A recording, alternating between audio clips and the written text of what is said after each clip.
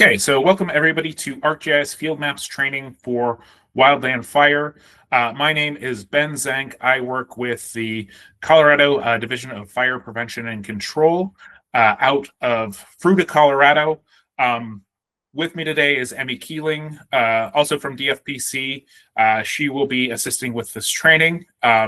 My background is in geographic information systems. Before joining DFPC, I was with the Bureau of Land Management at the Colorado State Office for about a dozen years or so.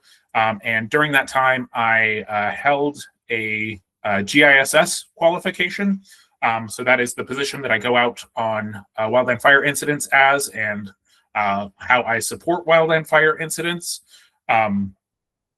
Even though this is a DFPC training, these training materials were developed by DFPC. What we're going to be teaching you today, using field maps in the context of wildland fire, the tools and techniques and the knowledge you gain here, you are going to be able to take that and use it in essentially any wildland fire incident scenario or on any IA scenario. So even though this is a DFPC training, what you're going to be learning here is applicable no matter what agency you're from, no matter where you're going to respond to a wildland fire. These are kind of universal techniques, standardized techniques and workflows. So, we're hoping that this training really helps you no matter who you are or what agency you're coming to us from today. So with that, we're going to jump right into our training, into section 1. We're going to provide a quick introduction of the course that will include discussing the purpose of the training, our objectives today, and how we're going to deliver this training. We're also going to move on and get started with field maps. So we're going to talk about what you guys already know about the Field Maps app. And from there, we're going to talk about just a few of the basic functions of field maps, really just enough to get you started, give you the ability to step outside and capture some wildland fire incident data in our first exercise, which will start in probably a little more than a half an hour from now. So with that, I'm just going to remind everybody who joined us more recently that we are recording this call. This is being recorded, just so you are aware of that fact. And we are going to go ahead and look at our training purpose. So today, we're going to be running through 2 practice scenarios in which we're going to capture wildland fire incident data. We're going to be using a training version of the wildland fire incident data set, but that data set is an exact copy of the production version or the live version of that data set that you would use on a real IA scenario or on a real extended attack team managed fire. So following completion of today's training, if you are one of our local agency cooperators, we are going to give you access to an IA resource that points to that production version of the data set. So you'll be able to take what you're learning today, what you're going to practice in our training group, and apply it in a real world scenario if an IA occurs in your district. If you're one of our Fed folks, we have some folks that we're working with at the U.S. Forest Service to get you access to a similar resource, a similar IA resource for that kind of response. And we are kind of in contact with some of the folks at NIFC coordinating on how we might get DOI folks that same sort of access as well. But again, the purpose of this training is to kind of train you up on how to use field maps, especially in that IA scenario, and then for our cooperators, kind of give you access to a live version of that map and that resource to use in field maps moving forward. So our objectives today are for you to come away with the ability to do these things. So we want you to be able to sign into the Field Maps app on a mobile device using your NIFC ArcGIS Online organization account. Once you sign in, we want you to find a map that's been shared with you through the NIFC ArcGIS Online organization and be able to download a map area, an offline map area in that maps that's shared with you in field maps in preparation for going out and capturing data. We then want you to be able to step outside and effectively capture that wildland fire incident data in the Field Maps app. then come back inside and sync that captured data in field maps back to the NIFC ArcGIS Online organization. So this is kind of the how. This is the things that we want you to be able to do. We're going to talk a little bit more about the what and the why in this class as well. So even though we're kind of discussing button clicks and operations here in these training objectives, we're going to kind of zoom out a little bit and widen the scope and look at how all of this stuff works.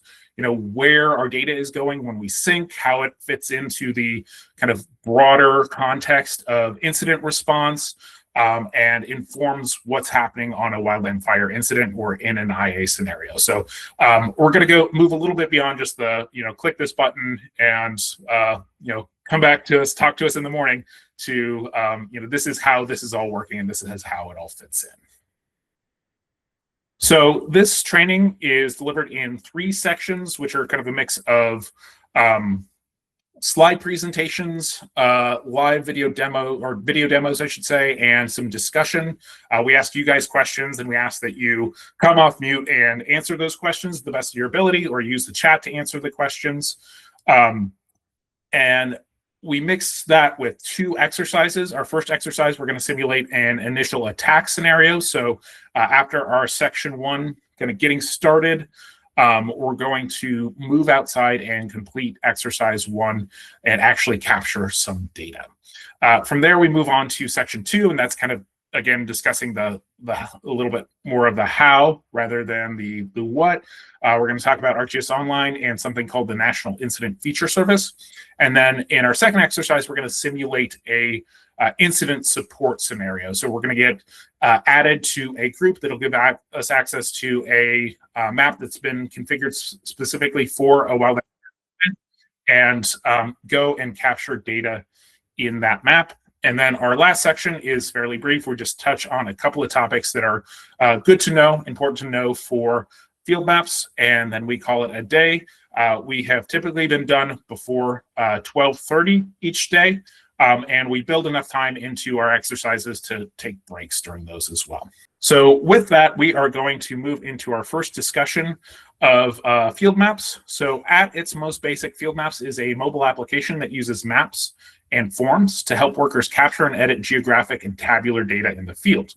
It has an offline capability that allows users to use those functions even when their device is disconnected from the internet, and it doesn't have service, either a Wi-Fi connection or cellular data service.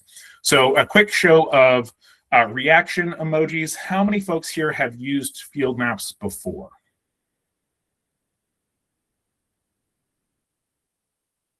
So if you raise hands, I can see quite a few thumbs up going there.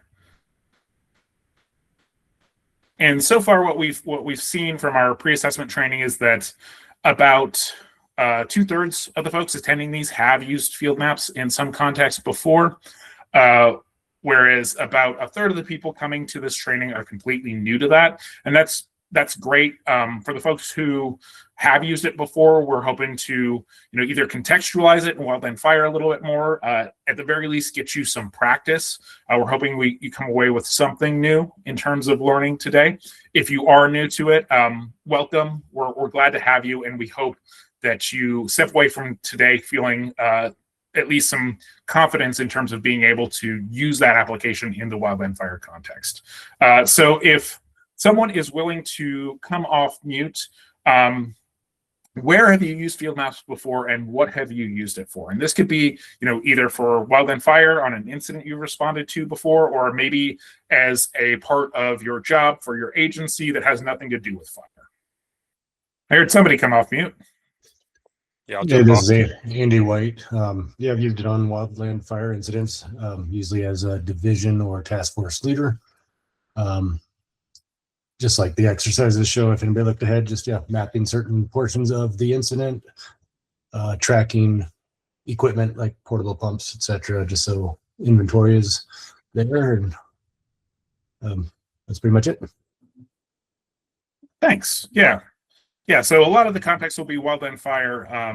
So active incident documentation of suppression efforts as well as suppression repair. Link survey 1, 2, 3 for facilities mitigation assessments on our forests. So yeah, there's a lot of different applications for field maps, even beyond what we're looking at today. Field maps is really just a tool, and we're teaching how to use that tool on Wildland Fire. It's a tool that's applicable to hundreds of different possible workflows and possible data collection efforts. Kevin, I see that you still have your hand raised. I don't know if that's from earlier or if you, okay.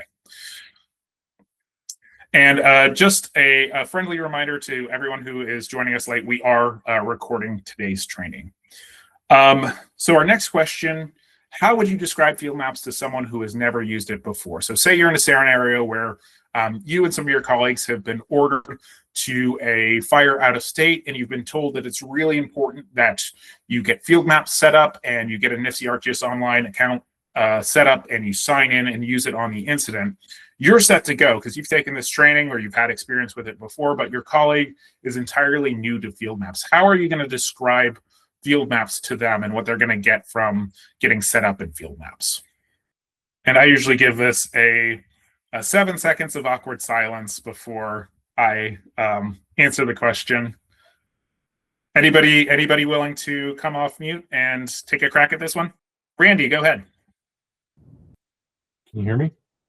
Yes, I can. Oh, I maybe say it's like a geo-referenced mapping application that we can use real time in the field to collect, whatever kind of data we're trying to collect with this fire. And as we collect it, obviously it's keeping it up into the cloud or whatever that others could then reference in a real-time state for their needs and purposes. Yeah, thank you, Randy. I really appreciate that. Yeah, I think you touched on one of the sort of key facets of field maps, one of the key advantages of using it, and that's real time or near real time. So it's a tool that allows you to capture data, send it up to ArcGIS Online, and then allow everybody else who has access through field maps or through that NIFC ArcGIS Online organization to see it. So Katie put in the chat, it's a tool for ensuring everyone is geospatially connected on an incident. Yeah, that's a great response. So everyone who has access to it is sort of getting that same picture in terms of geospatial data or map data in terms of what's going on our incident. Okay, so with that, we're going to move right into looking at some of the functions of field maps. Again, these are just the very basic functions that the map or that the app offers us. And as we review these, especially for this first one, you are welcome and encouraged to follow along. This download a map area slide here is essentially just step one in our upcoming exercise. And the way these slides are set up, I'm going to kind of read through these lists of functions here, and then I'm going to play a quick demo video of the process so you can kind of follow along click by click on my screen. So the first thing we're going to do is download a map area. As you open the Field Maps app, you should see a group called Training CO DFPC Cooperators Initial Attack. If for whatever reason you're not seeing that group, please let us know in the chat and add your NIFC ArcGIS Online account name so we can get you added to that group and you have that resource. So once you see that group, you're going to be able to click on it and you'll see the training map for today, which is called Training 2026 CO DFPC Cooperators IA Edit Map. On that map, you're going to see 3 vertical dots. That's something called a context menu. That's essentially where you get to the menu options for that item, for that map. You'll click on those 3 dots, and you will see a Add Offline Area option there. And you will click on that option, and that should pop open a map view on your Field Maps app. It should be zoomed to about the extent of the state of Colorado. And what we want you to do here is zoom into your work area for today. And what we mean by work area is the area you're actually going to step outside to during exercise 1 here and capture your practice incident data. So this could be, the parking lot of your office building that you're working from today. If you're working from home, it could be a nearby park or the cul-de-sac across the street, wherever you're going to go outside and actually practice capturing data. If you are having trouble kind of locating your position relative to the rest of the map data, there's a GPS crosshair or a navigation arrow, depending on whether you're using Android or iOS, up in the top right corner of that application. You can click on that and it should zoom that map view and center it on your current GPS location. And from there, you can reposition the map so you're capturing that offline area where you're going to be working. One of the other settings you'll probably see in the bottom left corner of the map is the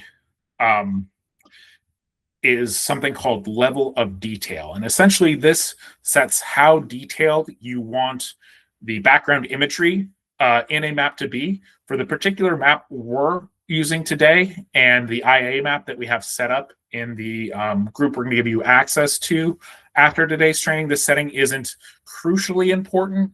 I typically advise folks to bump it up from buildings, which is default, to something like streets, just because that gives you a wider geographic area that you can download to your device. If you are using a map on an incident that has background imagery in it, this is where you're going to kind of have to pay attention to it. It's going to be kind of a compromise between the graininess of the background imagery. So if you use something like building, you're going to get really clear background imagery, but you may not be able to download your entire Wildland Fire incident area. Whereas if you do something like county, you're going to be able to get all of your Wildland Fire incident area and more, but you're going to have really grainy, not very clear background imagery. But again, for today, for the maps we're using for today, not really all that important. You can just set it to streets or maybe even neighborhood and click download area. Once you do click download area, be patient. It may take a minute or two for that offline area to get created on your device. Once it gets created, it'll give you a little indicator of how large that offline area is in megabytes on your device. And I will go ahead and play a quick video showing that process on my device here. So I am clicking on that group to find my map, clicking on the context menu and selecting add offline area. If I'm doing this for the first time, I have to allow some permissions like location permissions. And then I'm looking at Colorado. I'm clicking the GPS crosshair to zoom me in on where I am over in Fruta. And I am zooming in on the park where there's already some data captured where I want to collect data. So I'm going to set my level of detail to buildings, click download area, and allowing some notifications, and my map area starts to download. So after a minute or two, again, I'm just going to be given the size of this map area, but once this completes downloading, I can take my device offline or I can travel out into the field where I won't have cell phone service. And as long as the area I am working in is covered in my map area, I'm still going to be able to look at any of the data that I downloaded there and capture new data in the Field Maps app that I can send, I can sync later on to the NIFC ArcGIS Online organization. Just one more real quick reminder for anybody who has joined a little bit late, we are recording today's training.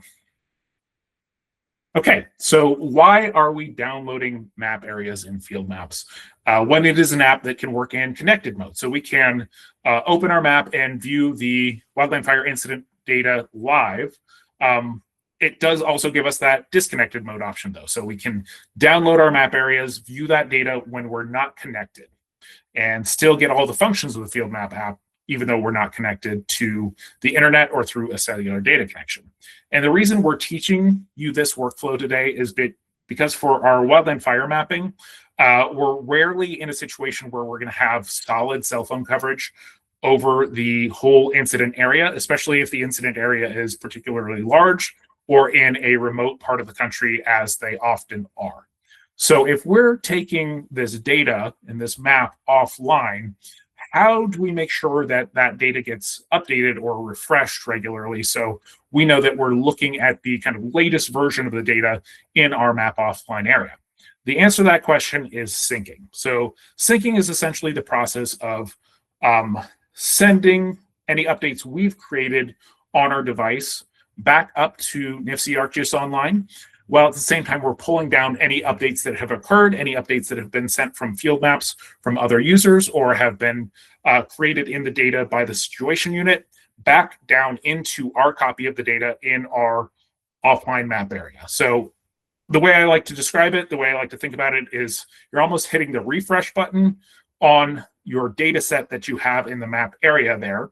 So you'll reconnect your device to service when you come back in, or maybe you're out somewhere and you have really great cell phone service while you're out working on the line. You'll hit that sync button and you're going to refresh that map data in your offline map area. You're going to get the latest and greatest that there is to get in terms of that map data.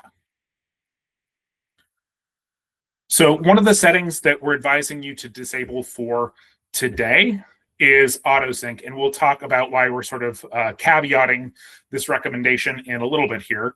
But the way you would disable autosync is you would click on your profile icon. That's the little head and shoulders you'll see towards the top of the Field Maps app. That will open the Field Maps app settings for you, and about halfway down that list of settings, you'll see the autosync setting. By default, it is turned on within Field Maps. The reason we're having you guys turn it off today is because we don't know what your cellular data plan looks like.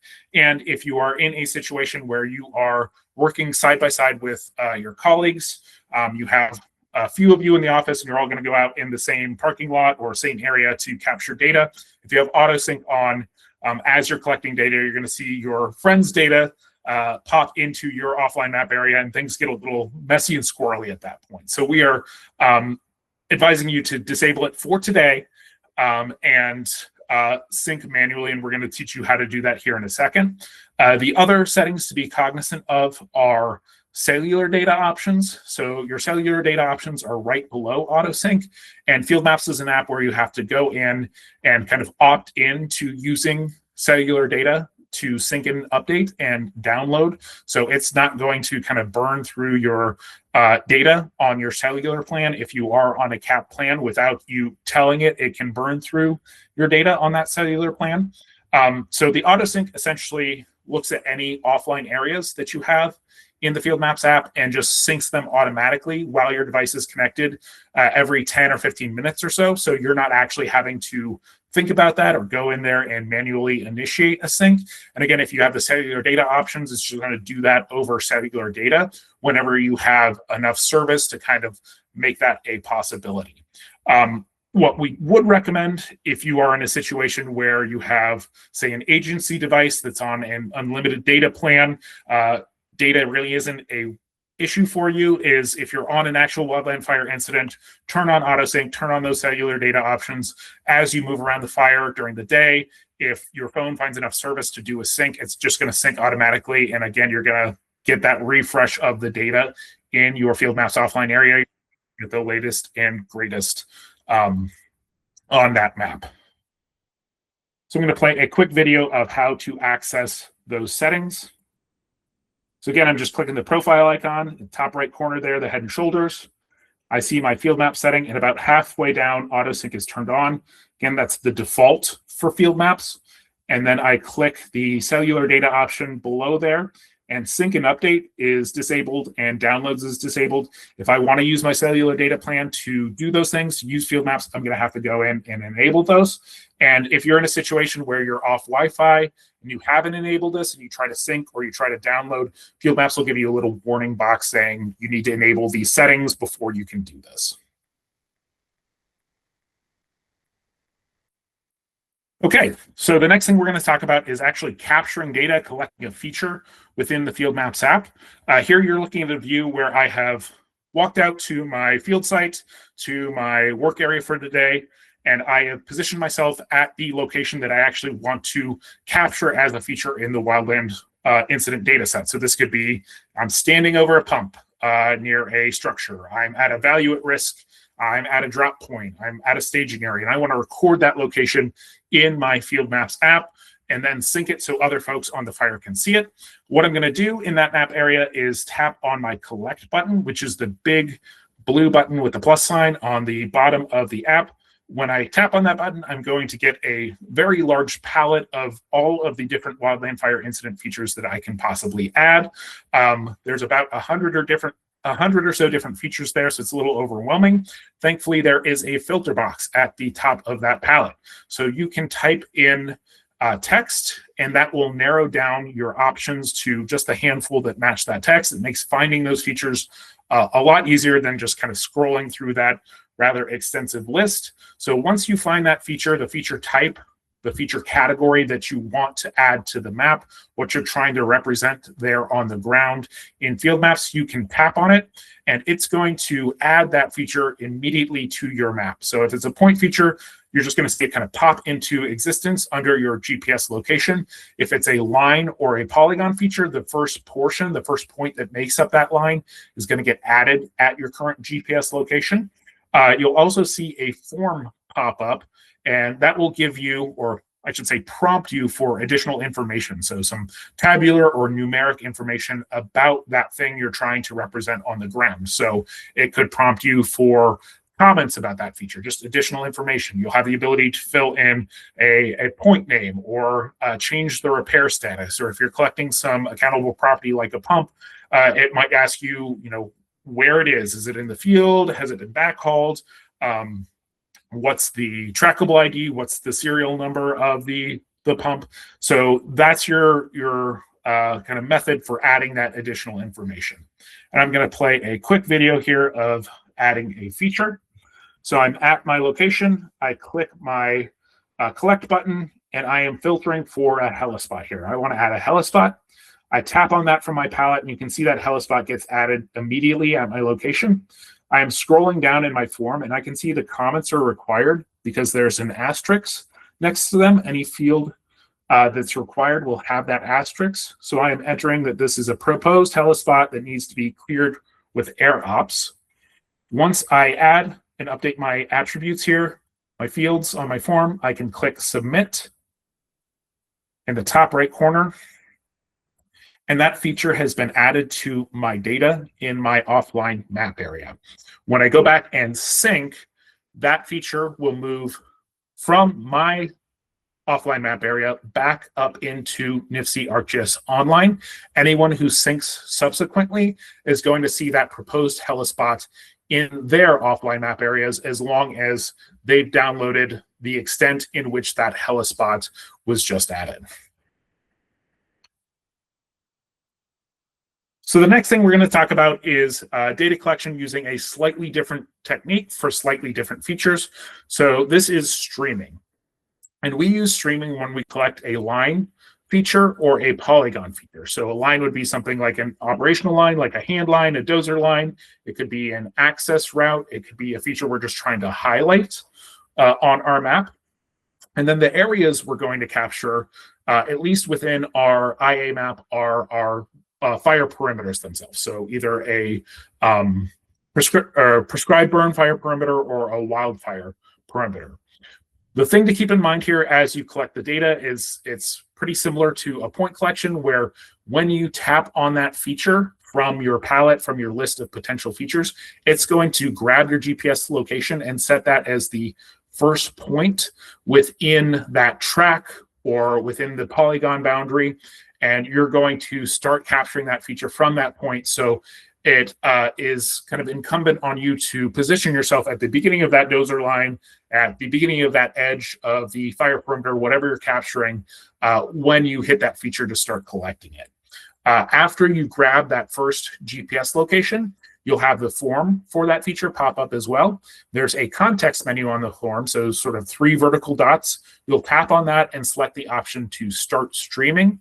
And once you hit that start streaming, you've set yourself up into a collection mode where a point, a breadcrumb in the breadcrumb trail, a point in the track, however you want to conceptualize it, is going to be added behind you as you move along that feature, but at a default rate of 1 point every 10 feet or so. So you'll start walking along that feature or driving along that feature, however you're collecting it. And as you do that, you will see the feature kind of come into existence in field maps.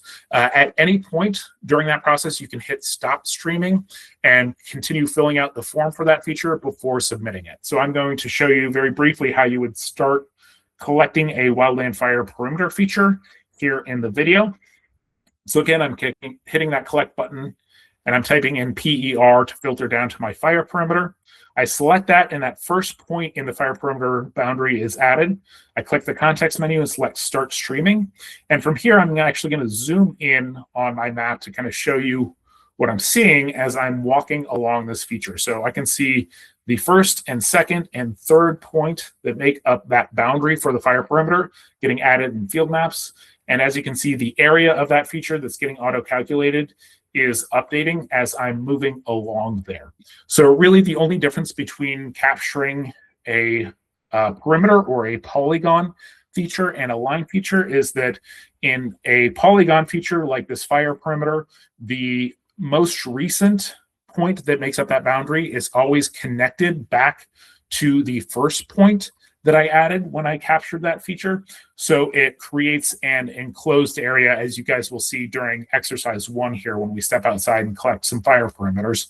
If I were capturing a line feature, a operational line of some sort, say a hand line, it's just going to be a string of points, kind of like a track that you would see from Avenza or on any other GPS unit. So Matt asked the question, does driving, does your speed affect the streaming data collection accuracy?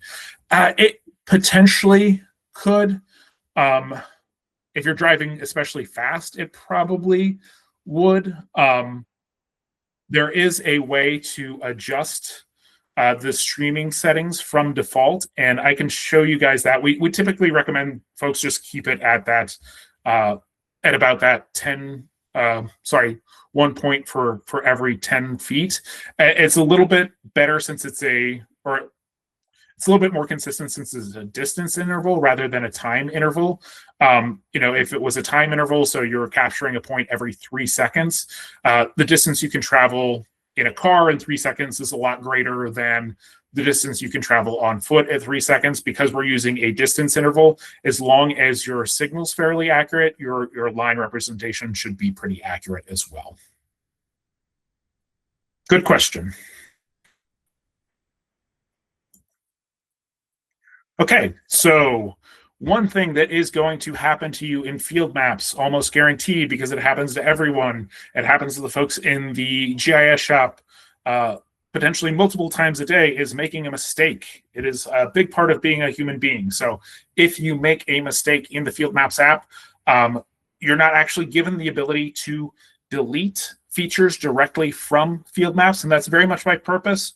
If we are on a big 250,000 acre fire, we don't want people to inadvertently go in and delete our Wildland Fire polygon perimeter. That would be bad news. So instead of giving you guys the ability to delete features directly, we give you the ability to flag features for deletion, sort of for review and deletion by the situation unit. So if you start editing an existing feature, you have the ability to scroll down and look for the attribute, the field called delete this feature. By default, when you add a new feature, it is set to no. The answer to the question, delete this feature, is no. We just added it. We want to show other people where this thing is on the ground using field maps. If you added it by mistake, or it is something that is no longer relevant to the wildfire response, you can change that no value to a yes value. Yes, either indicating it's an editing mistake, or yes, indicating that something that doesn't really need to be in that Wildland Fire incident data set anymore for whatever reason. So the way you would do that is you would click on the feature on screen. That'll bring up a menu, and if you incidentally click on multiple features, it'll give you options in terms of the different stuff you clicked on. You'll tap on it again, and you'll open what's called the features pop-up. From there, you see an edit icon, a little icon that says edit with a pencil on it, and you can tap on that, and that opens up the feature. It opens up the form.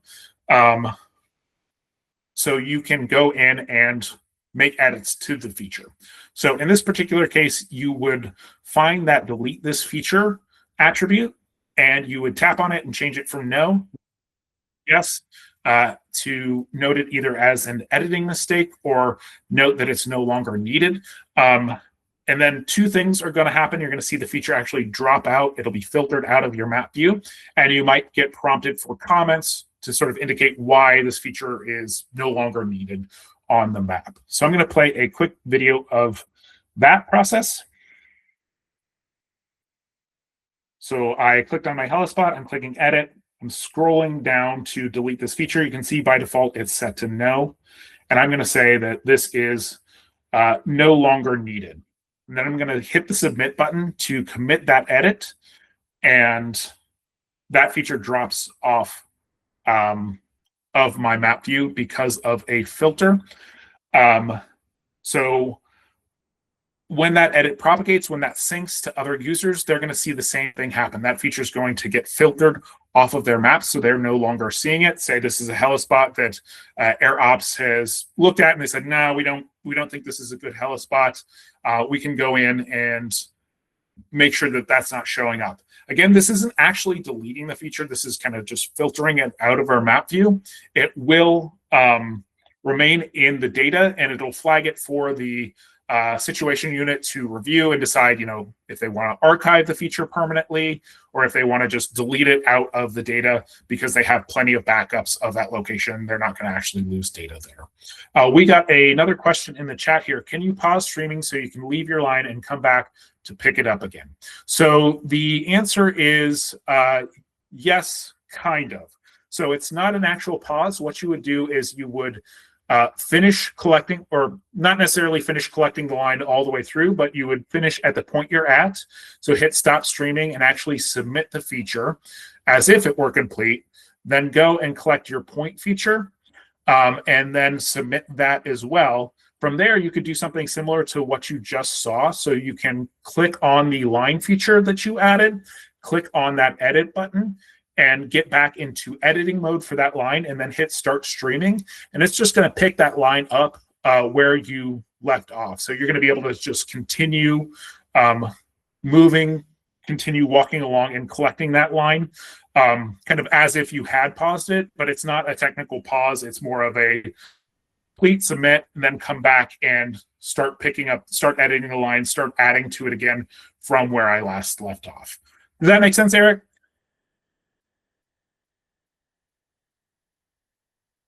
Cool. Good question there as well. Okay, so the last thing we're going to touch on before we move on to our exercise is syncing data. As I mentioned, there's a few different ways we can sync within field maps. The first one we touched on was the auto sync. So that's where we just turn on that function and our device is just going to sync our offline areas at a regular interval whenever we're connected to cellular data or to Wi-Fi. The second is, if you notice, there is a little sync button up in our offline map area here. So if you're out in the field and you're capturing data and you look up and you see, hey, I have full bars of service here, that's great. You can hit that sync button and that'll initiate a sync of your offline area at that moment, kind of within the map itself. The final way to do this is to kind of go back through your map and find your offline area, find the actual tile for your offline map area, and initiate a sync from the menu there. And that's what we're going to see here in this next demonstration. But the way you would do this is click that back button, find the map area, find the context menu, the vertical dots, click that and select sync, and that will initiate the sync. So I will play a quick demo video of that process. So I'm clicking that back button, getting all the way back to my map, and I see I have map areas in there. I tap on the map area and I can see that map area 1 has 13 local edits. I click the context menu and select sync. And I'm going to be patient here as this takes a moment or two to sync. And again, that sync process is sending those 13 local edits that I have in that map area back up to NIFC ArcGIS Online, while at the same time pulling down any edits that have occurred in my offline map area into my copy of the data in my offline map area. Once this sync completes, rather than seeing 13 local edits, I'm just going to see the word now. So that just kind of indicates that, yeah, my data for refresh just worked. My data is up to date to now. So it is a kind of representation of whatever the latest in the NIFC ArcGIS Online is. As I move forward through time, that's going to update to, 10 minutes ago, or it's going to give you the date and time that that last sync occurred, so you can kind of look at it and know how up to date, how refreshed that data is. So with that, we are going to move to exercise 1. This is our initial attack scenario. We're going to start by downloading a map area, which hopefully everybody has been able to do. already, or at least have a shot at doing already, we're going to actually go outside and collect some fire incident data and field maps, and then sync that data back to the NIFC ArcGIS Online organization.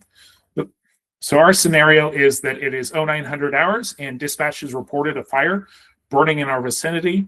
Our engine is the first to arrive, and it's going to be our responsibility to map the fire perimeter, document any suppression activities that we and our crew engage in, and then start mapping some incident features in anticipation that this fire is going to grow, and a Type 3 team is going to come in to take the fire either later today or tomorrow. So as part of this exercise, you were provided with a sketch map that you can see here.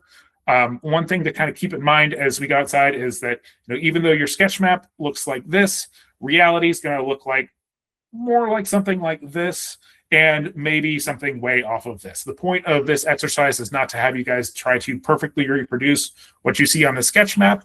It's going to be to just practice capturing this data in the Field Maps app using those techniques that we just talked about.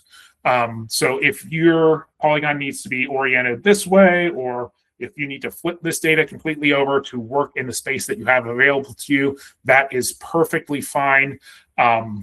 Again, we're just practicing. We're not trying to perfectly reproduce.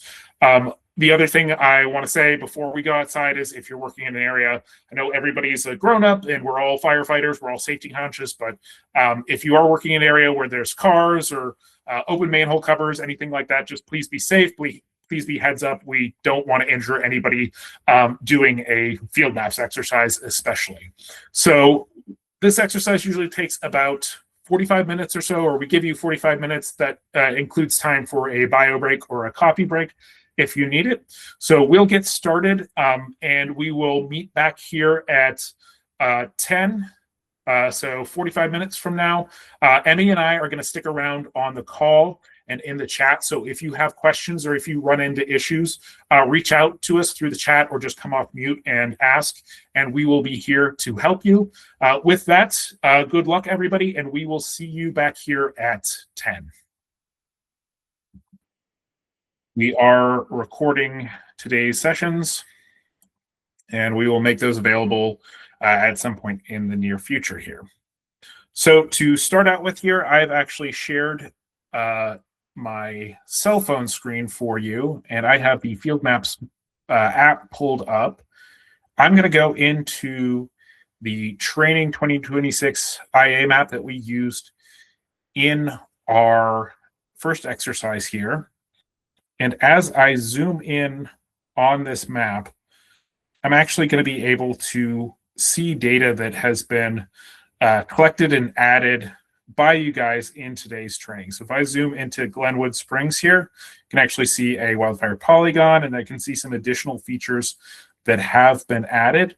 If I were to tap on these features, I can actually see who captured this, and I can see today's date. So I know that this was captured about a half an hour ago, actually exactly a half hour ago, in the Field Maps app. So if I'm in a scenario where, this is the next district over, or this is the far end of my district, and there is an IA fire, and I have been called out to assist with this, what I'd be able to do is actually go in and add an offline area in this IA map, and I can zoom into that location over here in Glenwood, and I'm going to bounce my level of detail up to streets, zoom in a little bit tighter on the area, and just click download area. And I can start this process. I can initiate this process as I'm getting the rest of my stuff together, as I'm getting my gear together, ready to go out to this incident, to respond to this incident. And as long as I have auto sync enabled on my device, as I'm driving from over here in the Grand Junction area towards Glenwood Springs, as long as I have a decent cell phone service, which I should probably have, in rifle and parachute, this offline area is going to auto sync. So any additional data that gets added as I'm heading out to that incident is going to get refreshed right there on my map. Of course, I'm going to have good cell phone service over in Glenwood Springs as well. But if I was headed up to Douglas Pass, say, where the cell phone service isn't quite so good, I would still have that area refreshed as I'm going in the spots where I did have cell phone service. So I have that map area offline already. I am ready to go out into the field and capture data for this kind of developing IA incident here. And this is sort of contingent on me having access to this training IA map in our training scenario today. What you should have, what everyone who sets up a NIFC ArcGIS Online organization account and signs into field maps will have, is access to, and I'll move this out of the way here, this national view only incident web map access group here. So if I open up this map, this group, I have two maps shared with me through this group. One is a training national view only incident map, and that is actually pointing to the same training data set we're working with today. So if I zoom in on my location, I should see the data that I captured for practice right where I live here in Fruita. If I zoom over to Glenwood Springs again, I'm going to see that same data set, or that same, data that was captured just earlier this morning by one of our students. So this is pointing to that same training data set, and I have the same ability within this to download the offline area here and have it kind of automatically refresh. The one difference that you may notice as I open this map and I zoom around, I don't have a collect button in the bottom right corner here. This is a view-only version of our Wildland Fire incident data. And what I have in addition to that training data set, and this is kind of the real benefit of getting that NIFC ArcGIS Online account set up and being able to sign into field maps, is I have a national view-only incident web map for 2026. So this is pointing to the live Wildland Fire data. Of course, in Colorado at the moment, perimeter in there. Right near Colorado Springs. That's an Irwin-generated perimeter. But, were I to be looking at this in August, there would be a lot more going on in terms of active wildland fire incident data in Colorado. If I zoom down into Texas and zoom in on one of these incidents here, I can start to pick up kind of additional incident data that's been captured and is being shared out through field maps. So again, this view of this is looking at all of the wildland fire incident data in the country, and this is the live fire data set that our situation units are editing, that people are capturing data into in field maps in real IA and incident scenarios. So you have this as a only resource for yourself in field maps just by setting up that account and not really having to be added to any sort of special group or given any sort of special access. Yeah, Matt, I see that you have a question there. Not really sure how to type this in the chat, but is there potential possibility, something like that out there, where an ordering agency can share their NIFC field maps link, like when the order resource is ordered, they automatically link that engine boss or crew boss single resource to their NIFC link, so they have maps en route? That's an interesting question. We'll talk a little bit about how you would get access to kind of an incident specific group. I am not aware, at least within Rocky Mountain GAC, if that is a process or a workflow that's been developed. I mean, that's really interesting. So, and we'll talk about this more in section 2, but if you had an incident that had been going for a while, it has a situation unit and the planning section all stood up, and they're starting to create incident specific resources for field maps. As someone gets ordered, part of that order would be, hey, this person is, this is their NIFC ArcGIS Online account. Go ahead and add them to your field maps resources in NIFC ArcGIS Online. I am not aware of that happening in Rocky Mountain. Emmy, is that something that you've heard of happening in the other geographic areas? No, I'm not aware of that, and take a little bit of thinking on how that workflow could work out. I think in the interim, when you get your resource order, if you can pull up the recent IAP and contact the CITL and ask them to add you. It'd probably be the best route for now. Yeah, and that's kind of what we teach in this class is as you're getting ordered, get contact info for the planning section or the situation unit and let them know your NIFC ArcGIS Online account name, and they will add you while you are en route. I mean, that's a fairly standard process. We'll get emails from folks who are getting dispatched to the fire, and we will add their NIFC ArcGIS Online organization accounts to those incident-specific resources. The one thing we're going to emphasize throughout this next part of the training, though, is that even though you will have an incident-specific map within Field Maps to access that data, the data you're looking at is going to be the same regardless of what map you're working with. So this view-only map is going to point to the exact same data set.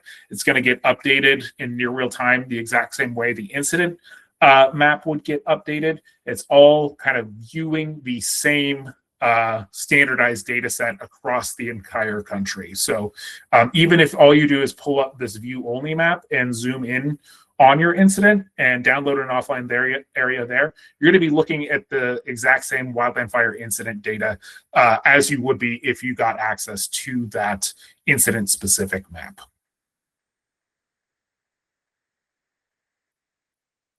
All right. I am going to go ahead and hang up on you all from my phone here and share the presentation once again, and we will get started on section 2.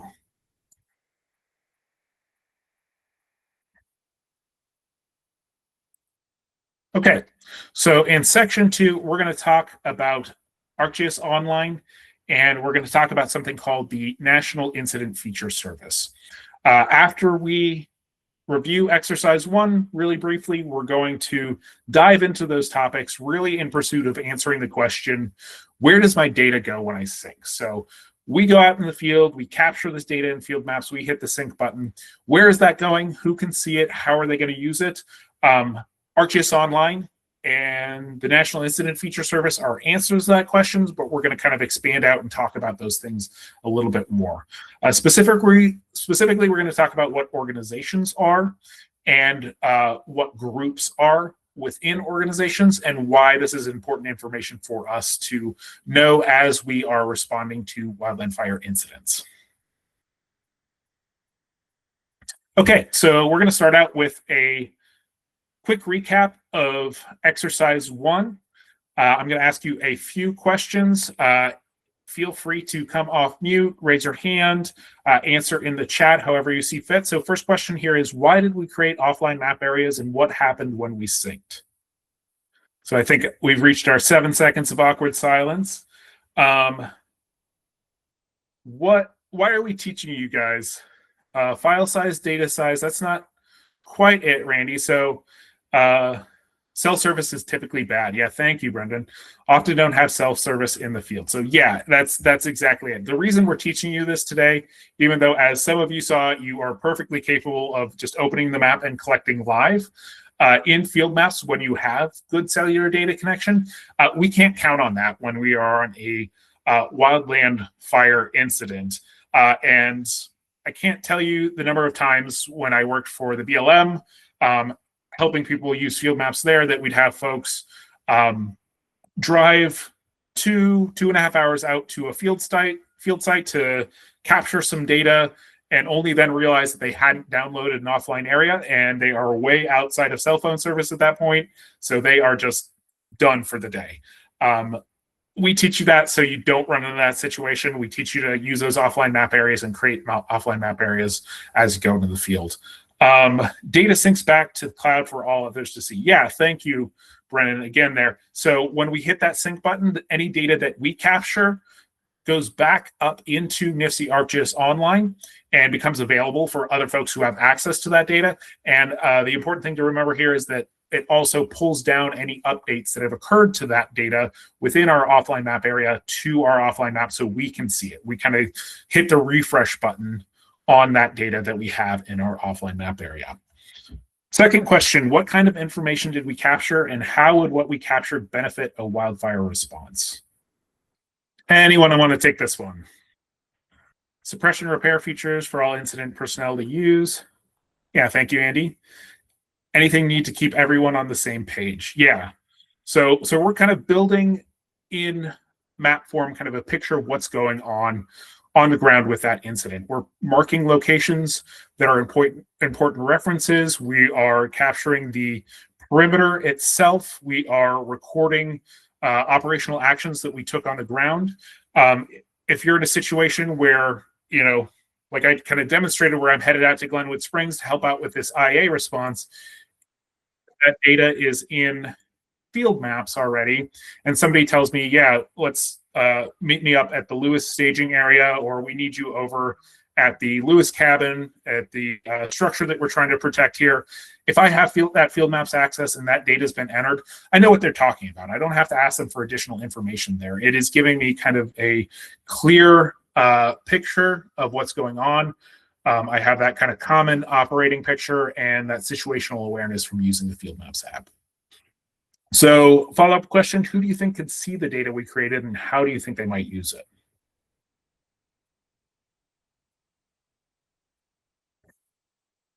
Common operating view for all incoming auto aid mutual aid. Yep. Thanks, Matt. IC can see it. Yep. IMT ops planning. So yeah, the short answer here is it's basically anyone who has access to the National Incident, the NIFC ArcGIS Online organization for mapping purposes. So really anyone involved in Wildland Fire can get that NIFC ArcGIS Online account and using field maps, get that access to those view-only resources we saw. And then we'll talk a little bit more about how the other folks who can see and work with that data integrate that data into planning, into creating those incident maps that Andy mentions there, and the other things that kind of use the information coming into that Wildland Fire data set for in terms of map production and briefing the public, providing information to the public. Thank you, everyone. Okay, so we are going to talk a little bit about ArcGIS Online organizations here. That's a term you've probably heard me say a handful of times so far today. And what an ArcGIS Online organization is just a website that hosts, manages, and stores map data.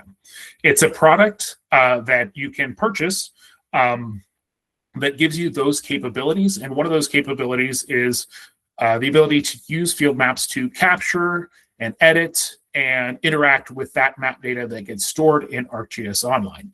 It's not a Wildland Fire specific thing. It's just a product that's out there that you can get access to and use for your organization's kind of business needs. And to that point, there's a lot of different entities and agencies that have and use ArcGIS Online to meet their business needs. The thing to stress here is that for our training today and for any sort of Wildland Fire incident response that you're going to participate in, you're going to use the National Interagency Fire Center ArcGIS Online organization. That is that _NIFC account that you generated either years and years ago when you first responded to a fire and they asked you to use field maps, or in the run-up to this training to get access to our training resources. That's always the account.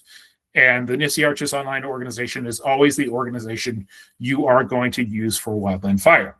So that said, a lot of the folks on this call probably work for agencies that have their own ArcGIS Online organizations, and those folks access those ArcGIS Online organizations using completely separate accounts from those NIFC accounts that you're using today. So if you're from the U.S. Forest Service, odds are that you probably have a U.S. Forest Service ArcGIS Online account, and you sign into that account to maybe even use field maps or Survey 123 to capture data related to your job with the Forest Service. When I worked for the BLM, I had a BLM ArcGIS Online account, and a big part of my job was to set up projects for field maps in Survey 123. So people who worked in my organization could go outside and capture data using field maps, capture data using Survey123, using their BLM ArcGIS Online organization accounts to help BLM complete its mission. If those same folks responded to fire in some way, if they had qualifications that took them out as resource advisors, maybe as operations folks, they would also have a NIFC ArcGIS Online organization account, and they would use that account when they responded to wildland fire incidents. DFPC has its own ArcGIS Online organization that we use to capture and manage data that's different than our wildland fire data. And if you work for a state, county, or municipal entity, there's a chance that you have an ArcGIS Online organization. You maybe even have an ArcGIS Online account to access data in that ArcGIS Online organization that, again, is different than that NIFC ArcGIS Online organization that you're going to be using for wildland fire. Any questions about ArcGIS Online organizations? So if you think about it, it's almost something like SharePoint, where a lot of different places, a lot of different entities have SharePoint. It's just kind of a product they're using for managing documents, for creating SharePoint pages. And even though it's the same product, it's being used for different kind of IT needs, meeting different business needs across those different entities. So this diagram kind of conceptualizes how we are accessing and interacting with that data in the NIFC ArcGIS Online organization specifically.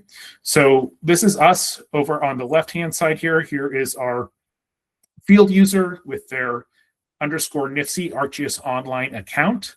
They have the Field Maps app on their device, and they are logging into the Field Maps app with this user account, and that gives them access to this NIFC ArcGIS Online organization, this orange rectangle over here.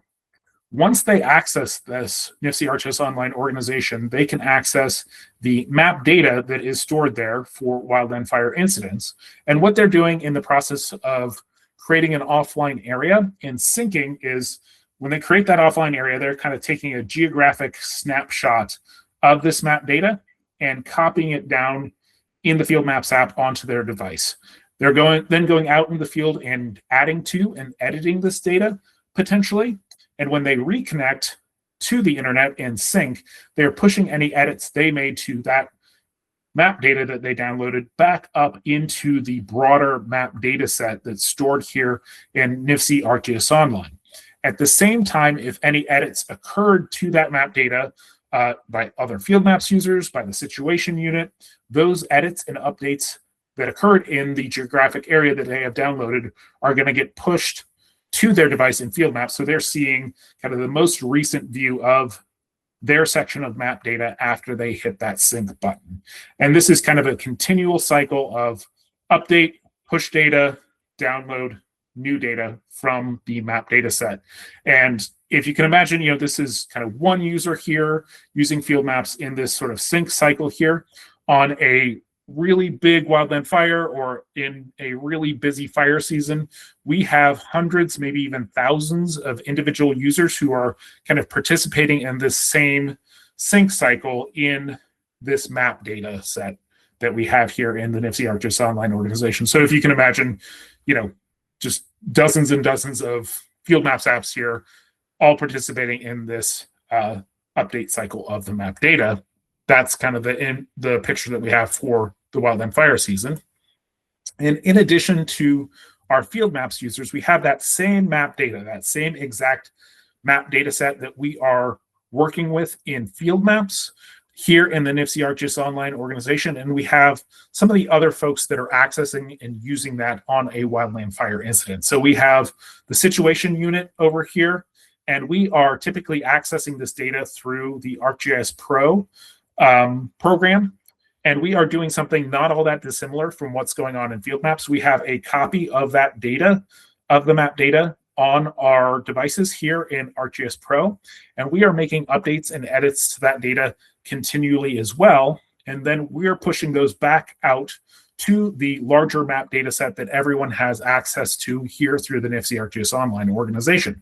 So when we do that and we have our field maps users kind of out here somewhere doing their sync, they are syncing those edits that we are pushing from the situation unit here into this map data. And one of the big things that we are using this map data for is kind of the one of the primary processes in the situation unit. One of our primary workflows is creating the incident maps. So on a large running fire, we have at a very minimum 2, sometimes more incident map update cycles. So we are taking that data in the map data set here and verifying it, refining it, editing it as we need to, and putting it on our incident maps, and then producing a run of incident maps twice a day. And those get disseminated via the FTP. They get printed and hung up all over camp. We are using those for all sorts of things, and we are updating those pretty regularly. And field maps is one of the big sources of information for us in terms of what's going on those incident maps. So another component of users who are accessing and interacting with that data are our ops folks and our C&G staff, and they could be in either approval or viewer roles looking at that data. So an approver would be someone who is monitoring this map data and looking at new features as they're coming in from field maps and evaluating them and saying, like, yeah, this is a legit data point or line. This needs to go on all of our incident maps moving forward, and they're actually going to set the status of that feature to approved. And that's a signal for the situation shop to make sure it ends up on all of our incident maps. Or they might see it and say, okay, well, this is something that we're not so sure about, so we're going to put this in review. It'll be masked from our incident maps, and it'll be a flag for the situation unit to go and find out more information about the feature before it can be added. Other folks may be in more of a viewer role, so they might have a web mapping application, some sort of easy-to-use interface that gives them a view into the map data, and they can use that for briefing members of the public, briefing county commissioners, briefing the sheriff's office, and then there's other pieces of public information that are being provided out directly from this map data set, either on a live basis or updated as part of the situation report, the 209 that goes out every day. And we'll talk about those a little bit here in a second. So I've been saying map data quite a bit. It's the term that I'm kind of using up until now. From here on out, when I talk about map data in relation to wildland fire mapping and field maps, what I'm talking about is something called the National Incident Feature Service specifically, or the NIFS as we call it for short.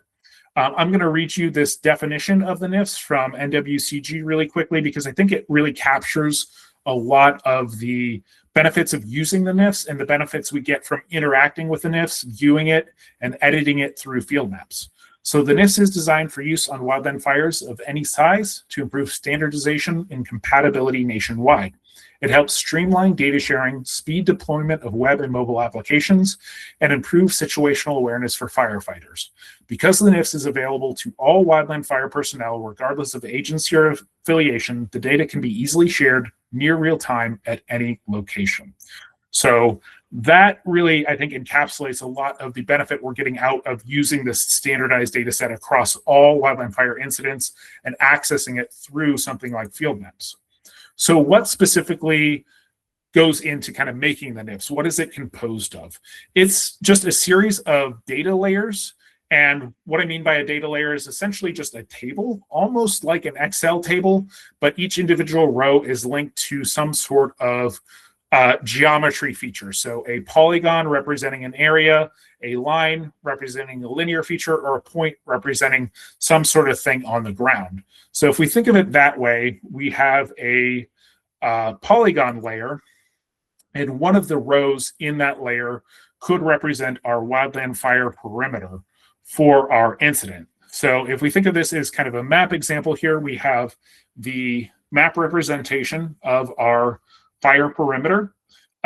We have a column or an attribute in that table for our polygons that says that this is a fire perimeter. We have another column that says this is the fire perimeter for the Training Creek incident. We have a third column that is a pick list where we have different options for how this representation of the wildland fire perimeter was generated. In this case, we have IR image interpretation, infrared image interpretation. So anyone looking at this can know that, you know, a plane with an infrared sensor flew over and captured an image, and an analyst of some sort went in and drew an interpretation of the fire perimeter from that image.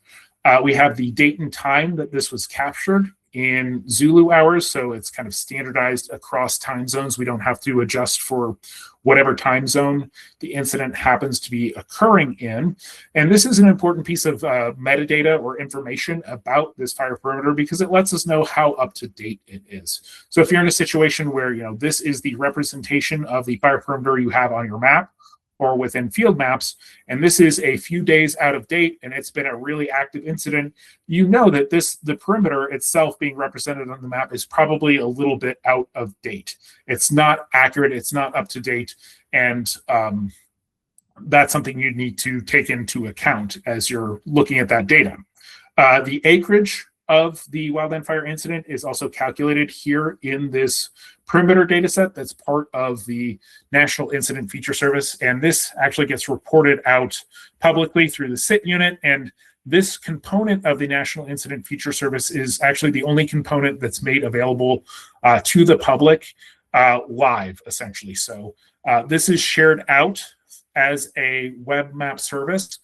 So anyone with a web mapping application in a browser can actually consume this and kind of see updates to this feature as it occurs. So if you look at an app like INCIWeb, for example, there is a link to this live perimeter service from the NIFC right there. There's a whole host of different web mapping applications that incorporate this live feed from the fire perimeter in the NIFC. So in addition to our perimeters, we have another layer, another table in this National Incident Feature Service that contains rows representing lines. In this case, specifically our perimeter lines. So representations of where along the perimeter fire growth is still occurring. So this uncontained fire edge versus areas that operations has indicated they don't expect to see any additional perimeter growth from these contained fire edge features. So again, these are just two rows within a table containing our perimeter lines. We're kind of distinguishing them from one another using this feature or feature category attribute here. And we are being consistent about the incident, what incident they're associated with. And then we have a line date time. This is usually whatever the last time the perimeter was updated. And this is typically the time and date when operations came into the situation unit or communicated to the situation unit that, you know, they don't expect to see fire growth on this section of the perimeter any longer. We also calculate geometry attributes, so the length feet of these features. And can anyone tell me what piece of public information we are deriving from the geometry, the length of the contained and uncontained fire edge? Containment percent. Yeah, thank you, Todd. Thank you, Riley. So yeah, the way the situation unit actually derives that value that we're putting on the SIT report is we look at the length of the total fire perimeter and we divide that into the length of the contained fire edge and multiply it by 100, and that gives us our percent containment. So in addition to the perimeter lines, we are also tracking operational lines on the ground. So we have our completed dozer line here. So we have a separate table for all of our line features. We are distinguishing this from all of our other lines using this feature attribute that says completed dozer line, being consistent about our incident name. We have the date and time that this was collected, the length feet, and then we have a repair status attribute. And this is just one component of a whole slew of different repair-related attributes we have. So we have repair priority and a repair comment here as well. And what we're using these attributes for is to essentially track and note the status of these features in terms of actual rehab after the fact. And we're also able to note things that need to be repaired, and the repair comments field gives us the ability to write specific comments about what may need to be done in order to rehab that feature after the fact. If you look in the layers within field maps in your offline area, so there's a little icon there on the top of the map that looks like a stack of American cheese slices. It's some squares stacked on top of each other. If you tap on that, there is a repair status layer. And what that will do is it will halo our line and point and accountable property features with a different color based on whatever value is in the repair status field. So if you have a line that's set to repair needed, I believe it'll halo it with kind of a red-orange color. So you can easily look on that map and see all of the features that need repair. As the repair progresses and you change those values to finally, I think, repair completed, that'll halo this feature in green. So you can really quickly see and get a sense of what features have been repaired to that point. So in addition to kind of representations of actual suppression activities on the ground, we're able to represent kind of more conceptual things like the areas that are fire that are associated with specific divisions. And we do that with points, specifically these division break points. So we have a point table, a point layer within the National Incident Feature Service where we can add things that are division breaks. So we're signifying that it is a division break using this feature attribute here. Again, we have our incident name, and then we have a comment saying that this is division Zulu Alpha break and this is Alpha Zulu break. That's not really as useful for us as something like a label. So we have another layer that is a assignment label or a label GIS layer in here. And here we're able to distinguish different label types from one another using this label type field. So this is a division label, which sets it at this size in roughly this configuration. If I were to change this from division to zone or break, it would make it an even larger label. And I actually have a label attribute here as well. So any text that I type into this label attribute, in this case, division alpha, it's going to show up on my map as map label text. And that's true both on my incident maps and within field maps as well. So I have the division alpha label over here, the division Zulu label over here, and then in conjunction with these division breaks, I'm able to portray on my map, with my incident maps and field maps, that the northwest side of this incident on this map here is division alpha. It's assigned to division alpha. Southeast side is assigned to division Zulu. So in addition to things like division breaks, we're also tracking things like heliphones in our point table, in our point layer. So these two features are in the same table, the same layer, they're just different rows. And this one has a feature value of helispot. Because it is set to a helispot, it draws as a purple circle, distinguishing it from our division break and all of the other points or point types that we have in that table. Again, being consistent with our incident name, we have a label field in our points as well. So I'm able to put a value of 3 in this. And when I do that, this helispot is labeled with that value of 3. We have latitude and longitude that we track for all of our point features. It's just a particularly important attribute when looking at something like a helispot, because our air ops folks will use these values to navigate to these points. We also have elevation associated with all of our points, but again, it's something that's just a little bit more important for a helispot versus, say, a division break. We also have a comment field, and this is the free text field that you guys worked with in exercise 1 here. And for something like a helispot, we're able to put in a note about the type of aircraft that are appropriate for this particular helispot. One of the other layers that we have is an accountable property layer. And this is separate from our other points simply because it has some attributes that are specifically pertinent to accountable property. So we have a property status field that is an indication of where that feature or where that accountable piece of accountable property actually is at any given moment. So this has a property status of in field. meaning we would hope that this pump is currently at the location represented on the ground. We can change this to several other property status values like backhauled to indicate that the pump was here, but it has been returned to logistics. And then we have things like a trackable ID. So this is the cache number if the pump came from the cache, and the serial number from the pump.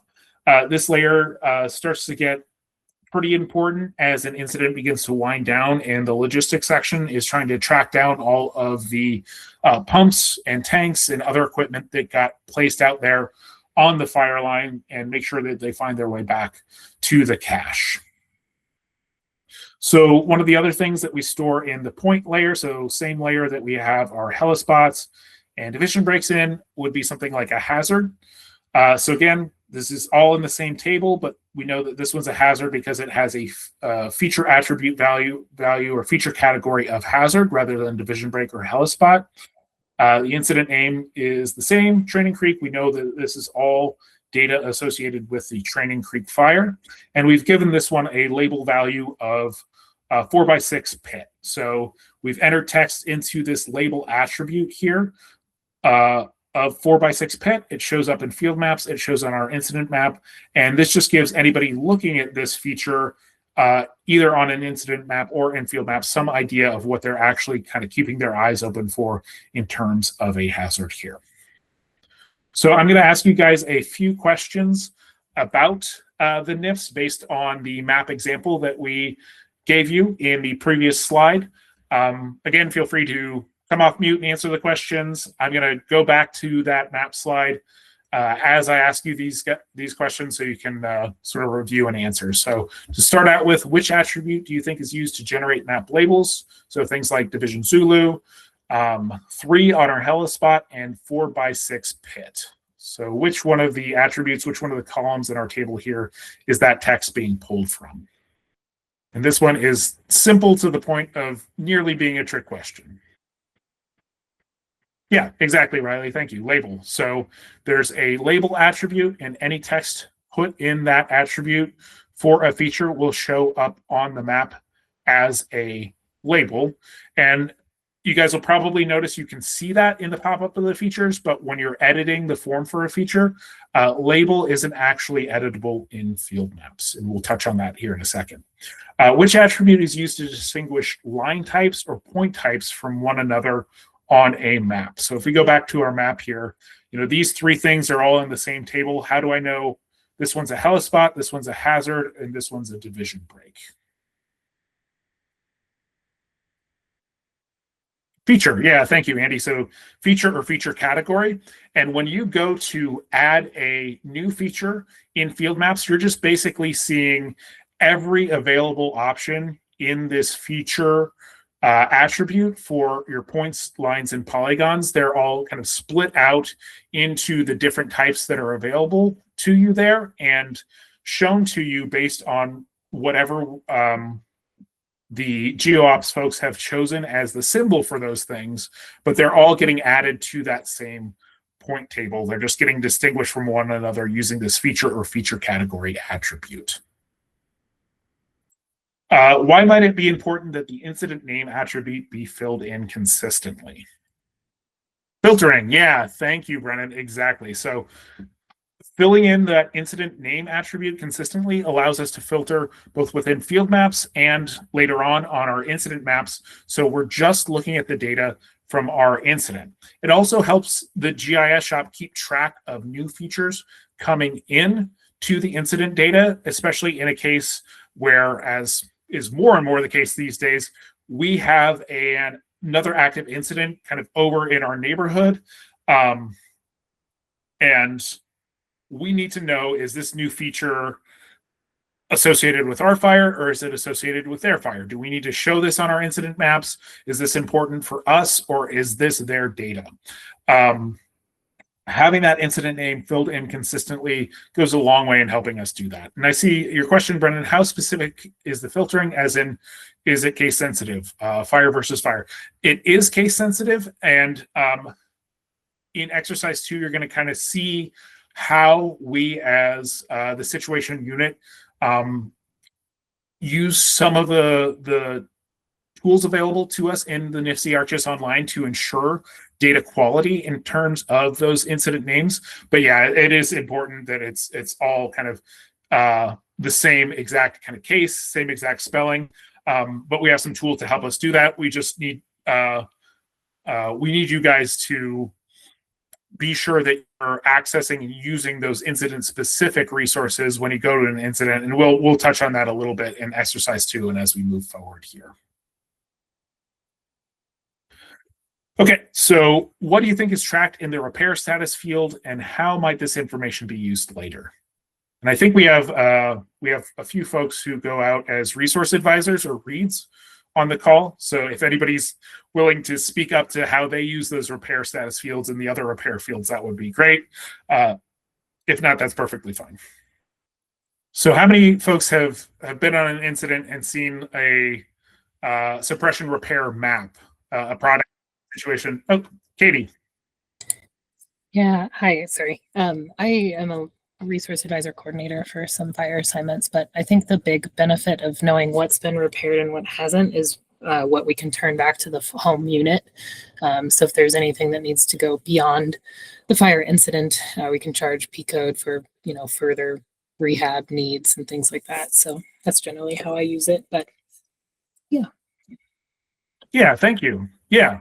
So there's a lot of, it gives us the ability to essentially track,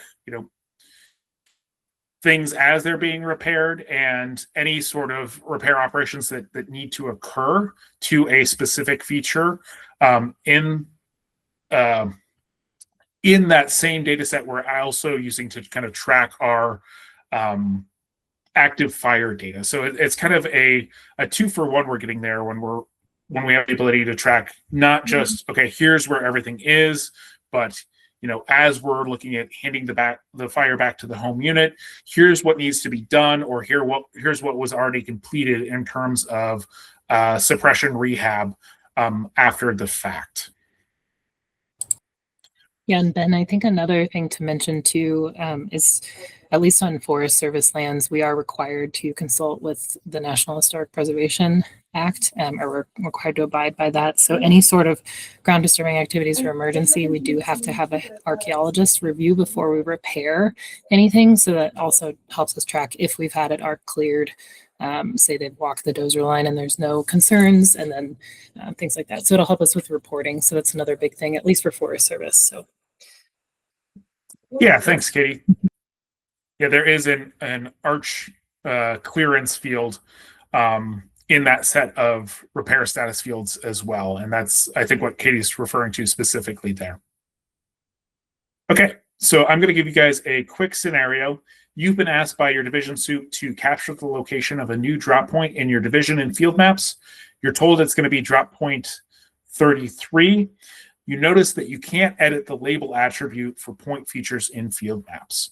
So where might you add this information so the new drop point gets labeled correctly as drop point 33? And who do you think is going to see and interpret that information? Type proposed drop point, approval needed by logs, ground support, and comment section. Yeah, Andy, that's perfect. So the comment section is where you're going to want to put that information. There's also a point name field. If you put 33 in the point name, be sure and add a comment along the lines of what Andy put there into the comment section as well. The folks who are going to see and interpret that.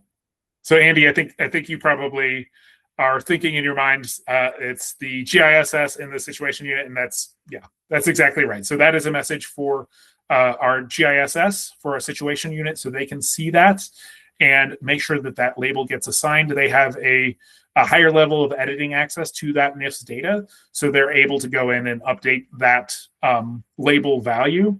And when we see a note like that, that just gives us more confidence. It gives us more information. We know what we need to do with that feature, and we can get that edit turned around quicker. And as soon as we put that 33 in the label field and sync up our data, save that change to the National Incident Feature Service, anybody who has that drop point in their offline area who syncs, they're going to see that drop point go from being kind of an unlabeled blue dot to drop point 33. So that's kind of how that process, that approval process works, and the importance of putting in good, clear comments into the comment field in a situation like that. Thank you, Andy. Okay, so these next few slides basically show you all of the different Wildland Fire incident features, the NIFC features that you can add when you're using the Field Maps app, starting with our points, of which there are about 50 or so. Here are the different things we can add. They're all sort of split out by business need, by kind of function on the assignment. So we have our assignment breaks. We have our safety features, so our safety zones and our hazards. Any safety zone that gets added is going to need to be cleared with the safety officer before we approve it and kind of make it an official thing in Field Maps or on our incident maps. We have our air ops points, heliphones, helibases, all of the kind of other stuff associated with air ops. The heliphones are kind of similar, where if they get added by division, we typically have them cleared by air ops before we approve them and assign them a number.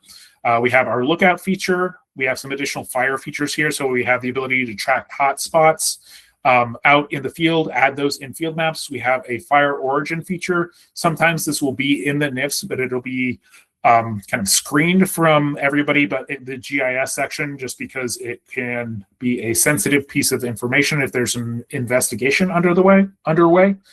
We have our logs points, so drop points, closures, camps, staging areas. Drop points are kind of similar, where when they get added, typically we will just kind of take division's word for it in terms of them adding a drop point there. And there might be a numbering scheme where division has been assigned kind of a range of values that they can give to their drop points, or they're just relying on the SIT unit to go in and number those. It sort of depends. We have some water features here, comms features. One thing to call out here is this internet access point. So if you're in a situation where you are out on the line and you look down and notice that you have like 4 bars of 5G at some high point on a ridge somewhere, go ahead and mark that as an internet access point within Field Maps and add a note saying like, hey, I have Verizon, I have great service here. That is a great reference point for other people working in that area, working on that incident, so they know they can go there and sync their offline map areas and get that data refresh while they're out on the line. We have our reference points here. So we have VAR, other handful of other things here. If you find yourself needing to add the same type of feature over and over again as an other point, and the other point will now force you to add a comment with it, let the situation unit know. They can communicate that to the NIFC ArcGIS Online folks and say like, hey, it'd be great to have whatever the thing that you're adding there as a new feature, as one of the options here in the points in the event point layer in the NIFS. That is exactly how we ended up getting the log landing, log deck repair point here in the repair features. So here are our line options. This is where we're tracking a lot of both of our kind of constructed lines, the things we're doing out there in the field in terms of completed dozer line, completed hand line, road is completed line. We track burnouts here. A new option as of 2026 is hose lay. We also able to kind of sketch out our planned operational lines here using these planning functions. So, where we might put line in case the fire keeps moving or moves in a certain direction. We have our reference features here. One of the things you probably noticed is that on the sketch map, the access route feature was kind of gray. And when you were collecting in Field Maps, it's this kind of Nickelodeon slime green color. This year, 2026, it was moved from this reference section into the safety section. It now requires you to add a comment as well. Those are both changes that I think are pretty beneficial. It calls out the access routes better, and it's helpful for us in the situation shop to have just more information about the access route when we're using it on our incident maps. We have some air ops features here, and then we have a field collected fire edge feature. So what this gets used for typically is to map portions of the fire perimeter that were mapped either really generally or weren't mapped from aerial imagery. So we might have a situation where, the fire's gone cold, kind of on one side of it, and we were using aerial imagery to sort of represent that area, but the actual fire itself, where we can see it burned on the ground, is somewhat different. We'll have folks go in and use this fire edge field collection to kind of capture where the fire actually burned to. And typically, if we have time in the GIS shop, we will move the fire perimeter to match the field collected fire edge. In our exercise today, we have you kind of adding on to the current fire perimeter by using that fire edge collected. I don't think there's any cases where you'd actually walk along a kind of live fire edge and capture it with this field data collection thing. We're just kind of doing that for pretensies as an example in today's exercise. Typically, we're capturing kind of cold fire edge with this feature. So some of the other stuff that we can capture in the NIFS, there's, of course, the accountable property layer that gives us the ability to track where this stuff is and add some of the serial number and tracking numbers associated with it. We have the event polygon feature. So one thing that you will notice and that I'll kind of call out here, we have an asterisk next to this. In our IA maps, we'll typically make this editable. And the reason is we want folks to be able to capture some of those smaller incident perimeters on the ground using a tool like Field Map. So if it's an incident that runs for just an afternoon, it burns up like 5 acres, we still want the ability to track that, to capture that perimeter in Field Map. So you can edit that using this Wildland Fire perimeter feature, or if you have a prescribed fire, we have the ability to track that there as well. On a larger Wildland Fire incident, the editing on these things is typically disabled. So you can view it, you'll get the latest update to it, but you can't actually go in and add a new Wildland Fire perimeter, which is why we have the fire edge field collected option here. One thing to note is that as of 2026, hazardous area is a new feature here. By 2027, we're hoping that the NIFC ArcGIS Online folks are going to split hazardous and other area out into their own layers and make these editable in all of our maps. So if you are on a Wildland Fire incident where the perimeter editing has been disabled, you'll still be able to go in and add a hazardous area. Finally, we have structure triage. So the structure triage layer, the NIFS structure triage, is available in most of our field maps. If you look at those layers, you'll see structure triage in there, and you can actually turn it on and start adding structure triage points through field maps. Generally, what we would recommend is using the structure triage ArcGIS Survey 123 in the NIFC ArcGIS Online organization to add those structures, and that's because it forces you to capture more data, more complete data than what you're forced to capture in field maps. So especially if you're making a designation or determination at some point, we want you to add the data that'll actually back that up. Survey 123 is an app that will force you to do that. It kind of is there and designed to make sure that we're capturing quality data. The good news there is that any data that you capture using ArcGIS Survey 123 in the structure triage surveys will be viewable in field maps. So it is going back into that NIFC ArcGIS Online organization, back into the National Incident Feature Service, and it is viewable there in field maps. So if I were to go into my neighborhood and capture structure triage for 3 houses around me and send those from Survey 123, I could go back into field maps and open up field maps, turn on the structure triage layer, and I would see points for all 3 of those structures in my vicinity there. I know somebody mentioned Survey 123 in the chat as one of the reasons they were taking this. We don't really touch on Survey 123 all that much in this training. This is about it.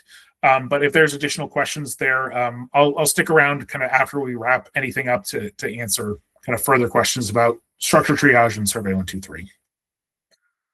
Okay, so we're going to move on from talking about the NIFS to talking about groups. So when you sign into an ArcGIS Online organization, you're going to see the content, so the surveys, the maps, the web layers that are shared either with the entire organization, so shared with everybody who has a login to that ArcGIS Online organization, or things that are shared specifically with you through something called a group. And a group within an ArcGIS Online organization is the mechanism that links specific content with specific users. So for example, you guys access the training IA map this morning for exercise 1. And the reason you could access that is because we had shared that map with a training IA group. And this morning before the training, I had added all of your NIFC ArcGIS Online accounts to that group so you could see that map. Within the NIFC ArcGIS Online organization, a lot of our groups are organized by work units. So places like the BLM Northwest Colorado Fire District, DFPC, it could be a forest service, a specific forest or a region, and they will typically create a set of groups based on a specific task or workflow. So each one of those work units might have an initial attack group, and they may be sharing an IA web map for field maps users to download and go capture IA data with. They might have a group through which some public data is being shared, and they have a public info group that they're using for that. And they might just have a group that has a cool dashboard or a story map or a web map of some sort that managers are accessing just to view data or view information or use to show to other people. And they'll create a viewer manager group to facilitate that. So really the groups are being built to facilitate that specific function. When we look at the world of incident response, things aren't really all that different. So when an incident spins up and a planning section deploys to that incident, they'll typically start creating groups that are specific to that incident. So something like the 2025 Lee Fire or the 2025 Derby Fire, that planning section will start to create groups designed to facilitate specific tasks on that. So they'll usually create a mobile editing or ops editing group. They might create a separate repair group that is sharing maps with layers that are specifically needed by our resource advisors that might not be needed by ops folks. They might create a group for just viewers, so folks who need to look at that fire data or interact with it through a web mapping application or some other means, and add people to that group versus an ops edit group where folks would access field maps resources for collecting data. So we're going to show you a diagram of how this might work. Here we have all of our NIFC ArcGIS Online organization users over here on the left-hand side. And some of those folks, a fraction of those folks, are going to be involved with DFPC in initial attack. And those folks are highlighted in red here. So we have these users who are going to be DFPC IA users, like some of you guys will be after today's training. And then we have content specific to DFPC initial attack operations. So a handful of the maps and data layers stored in this NIFC ArcGIS Online are going to be specifically built for initial attack for DFPC folks or DFPC cooperators. So to make sure that these folks have access to this stuff, we're going to create an initial attack group in our NIFC ArcGIS Online organization. And we are going to add these users as members of this group and share this content with this group, which means when these folks sign into the NIFC ArcGIS Online organization, they're going to be able to access this map in Field Maps to use it for initial attack. If we expand that out to an incident scenario, we have our DFPC IA group, content, and users. So again, we're bringing our initial attack folks together with the initial attack content through this initial attack group. Then we have a Wildland Fire incident start and stand up. So we have folks who are going to respond to that Wildland Fire incident that are going to need access to field map resources for that incident. Those are the folks highlighted in yellow here. And these folks can be from all over the country, from any different agency. So you might have somebody from the North Carolina Department of Forestry. You might have a Forest Service employee from Region 10 in Alaska. You might have somebody who works for the U.S. Fish and Wildlife Service down in South Florida. It doesn't matter what agency or what part of the country they're coming from. They're going to respond to that incident as resources. And the situation unit is going to start creating content. So maps, surveys, maybe even data layers that are specific to that incident in the NIFC ArcGIS Online organization. And they're going to need to bring these folks together with this content. So they will create a incident specific group here. So we have a 2020, well, it should be 2026 Training Creek mobile edit group. The users responding to the fire who need access to field maps resources are going to get added as members of this group. The NIFC ArcGIS Online content that's being generated specifically for folks using field maps on that incident is going to get added as content to that group, giving these folks access to this content. Now, we might be in a scenario where this incident evolved from an IA that these folks responded to, or they might just be folks who are, also in this DFPC initial attack group who were ordered to this fire. So when they get added to this Training Creek mobile edit group, they're going to see both the incident specific map and field maps as well as their IA map.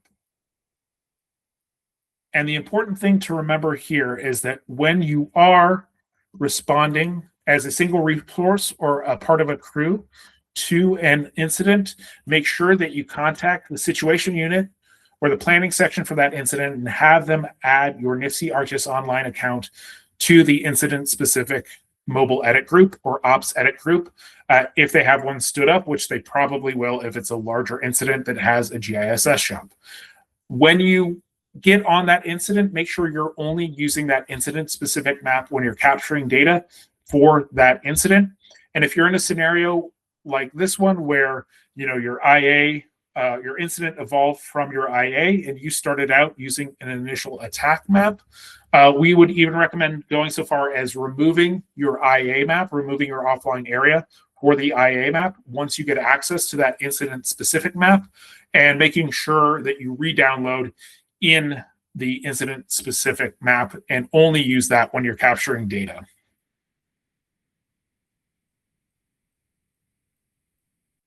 So removing that map area is a fairly straightforward process here. I'm going to play the video for you really quick. You will just navigate through the map into your map area, click on the context menu and click remove area. You'll get that remove area confirmation button. You'll just click remove and the map area should disappear from your map areas for the IA map. If you do have edits, outstanding edits that haven't been synced in that map area, you'll get a little warning about that. You'll be asked if you want to sync before you remove the map area. If the edits are valid, be sure you sync. But the reason we're advising moving that map area is because field maps has a tendency to kind of just open you up to whatever the last map you're actively in. So if you were in the IA map and you're out on your incident, we don't want you in a situation where you're kind of unknowingly capturing features in that IA map rather than in the incident specific map. And as we go through exercise 2, we're hoping you guys are going to kind of see some of the differences between using an incident map versus using an IA map when you're capturing data. So with that, we are going to move into exercise 2. This is our incident support exercise. We're going to have you remove your previous initial attack offline map area, download an offline map area in the new incident map, and collect and update fire incident data in field maps, then sync that data back to NIFC ArcGIS Online or the NIFC ArcGIS Online organization. So really, this is just an extension of what we did in exercise 1. So it is 0700 hours the following day, and a Type 3 team has been assigned to the fire. They're going to in-brief at 1500 hours and take command at 1800 hours. Your engine crew has been ordered to the incident, and the Type 3 team's GIS specialist has set up a mobile edit map and group for the incident in NIFC ArcGIS Online organization. They went ahead and added your guys' NIFC ArcGIS Online accounts to that group. This was about all they had time to do before traveling to the incident, so none of the data that you captured yesterday has been edited or updated in any way. You're going to continue to map and update incident features and document suppression repair activities around the fire. So what we did during the break for the first, during exercise 1 was add your accounts to a Training Creek mobile edit group in the NIFC ArcGIS Online organization. If for whatever reason you're not seeing a 2026 Training Creek mobile edit map, first try kind of refreshing your app and seeing if it shows up. Second, let us know in the chat so we can check to make sure that we did actually get your account added. I think I got everybody, but I do occasionally miss folks. And then third, if you're added and you're still not seeing it, try signing out and signing back in to field maps, and that will usually kind of kick in a refresh and you should see the group at that point. One thing to stress here is even though we're using a new map to do this exercise, we're going to be looking at the exact same data that we captured in exercise 1. We're still looking at that training National Incident Feature Service. We're just kind of accessing it through a different and new map that has some different settings, and we're going to kind of evaluate those differences as we kind of wrap this up. So again, we're going to take 45 minutes to do this exercise. It is 11:10. We will come back here at 11:55. As before, Emmy and I will stick around on the call and in the chat. So if you run into any issues, just let us know and we will do our best to help you troubleshoot those. Thank you, everybody. Be safe as you go out there, and we will see you back here at. So in section 3, we're going to quickly review what we did in exercise 2, and then we're going to talk about editing conflicts and the idea of last in wins, downloading and syncing map areas, and sort of the distinction between those two processes in field maps. So this is just good stuff to know as you're headed out to an assignment, or headed out to capture some data in field maps. So quick review of exercise 2. What was the difference about what was different about new features you captured in the incident-specific map versus the IA map? What did you guys notice was different when you added new features in the incident-specific map? Okay, I think we've incident name was pre-filled. Thank you, Riley. Yeah, that's one of the differences, and that's kind of one of the primary differences. And in addition to that incident name field, there is an incident ID field that gets auto-populated as well with the unique ID for each one of our fires. And having that incident name filled in for us automatically is a pretty big deal in terms of us being able to manage that data, especially in an environment where there might be a lot of active fires kind of going on in close vicinity to one another. If a feature gets added from somebody's IA map and it's sort of in between two different fires, the situation unit doesn't really know right off the bat what fire that that feature is associated with. So we end up doing stuff like seeing the username of the person and looking at the different IAPs for the fire, trying to track down if that person was assigned to our fire or if they were assigned to the fire over there. Whereas if it comes in with the name of the incident, we know right away that it is a person that we added to our mobile edit group and that they are capturing data for our fire. There's no question, there's no additional work in terms of us figuring out where that feature came from, if it's associated with our fire, what we need to do with it. So that is kind of the importance of making sure if you are on that incident response, especially if you're transitioning from IA to an incident, to make sure you get added to that incident ops edit or mobile edit group and use those resources as you're capturing data on the fire. Okay, so if you edited the HeliSpot that you added in exercise 1, what happened when you changed the delete this feature attribute? Disappeared from map. Yeah, thank you, Andy. So it is set up with a filter. So anything that is set to a value other than no for delete this feature is going to drop from the map. And if it's a feature that doesn't have a comment required for it already, it's probably going to prompt you for a comment as well. The comment field is going to become required. Next question, if you were reassigned to a different nearby incident, what steps might you take regarding field maps? So imagine that you are working for a couple of operational periods on the Training Creek fire, and then the Training Peak fire really starts to pick up 10 miles down the road. A different IMT comes in to manage the Training Peak fire, and you get reassigned over to Training Peak. What might you want to do in terms of field maps and NIFC ArcGIS Online? So are you going to want to continue using your delete your offline map and download a new one? Get assigned to a different incident. Yeah, thank you, Brennan and Andy. So yeah, you're going to want to make sure that you get access to the training peak fires, field maps through their ops edit or their mobile edit group. So that would involve contacting their situation unit and having them add your account. As you transition over to that fire, as you start working on that fire, delete your offline area for training Creek and make sure that you're only using an offline area downloaded from those training peak web maps. Again, you just want to avoid confusion. You want to avoid, filling in that incident name incorrectly or not filling in the incident name at all. When you do have an option to use that incident-specific map that's going to do that for you. Okay, so thank you, everybody. We are going to move on to talking about conflicts and the idea of last in wins when editing. So conflicts occur when two users make offline edits to the same feature. So in this example, we have user 1 who's a division trainee and user 2 who's a FOBS, and they both have offline map areas for the same incident and field maps containing drop point 40. They each sync their devices before leaving for the field from ICP at 0700 hours that morning. And at 11:30 hours, user 1, our division trainee, notices the point representing drop point 40 in her division is about 200 yards off of where it actually is on the ground. She moves the point to the correct location in field maps, and her phone syncs the edit about 10 minutes later. At 13:20 hours, user 2, our FOBS, comes along and notices the same issue with drop point 40 in his offline area.